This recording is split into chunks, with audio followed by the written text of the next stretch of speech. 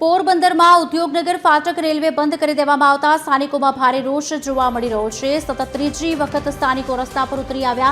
ફાટક બંધ થવાના કારણે મીરા અને પારસનગર અને ઉદ્યોગનગરના લોકોને ભારે મુશ્કેલી પડી રહી છે। આ મુદ્દે સ્થાનિક રાજકીય આગેવાન અને રેલવે વિભાગ તેમજ કલેક્ટરે રજૂઆત કરવા છતાં ફાટક ખોલવામાં નહીં આવતા આજે ફરી સ્થાનિકો રસ્તા પર ઉતરી આવ્યા અને વિરોધ પ્રદર્શન શરૂ કર્યું। આજે આપણું અહીંયા એક જ ઉદ્યોગ છે, ત્યાં જે મિડલ ક્લાસ છે એ લોકોને જવું હોય તો કેટલી પ્રોબ્લેમ પડે છે।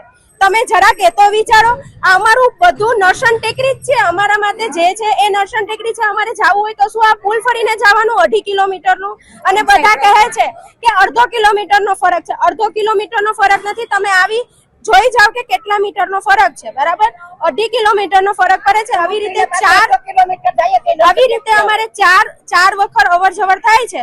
તો ભાઈ અમારે પૈસા મફત નથી આવતા કે પેટ્રોલ પંપ અમારા ઘરનું નથી, બરાબર? અમે પેટ્રોલ પંપે અમારા પૈસાથી પેટ્રોલ પુરાવીએ છીએ, તમે અમને સરકાર નથી આપતા, તમે અમારા પૈસે જલસા કરો છો। આજે અમે બધા લોકો ભેગા થયા છે આ ફાટક ખોલવા બાબતે।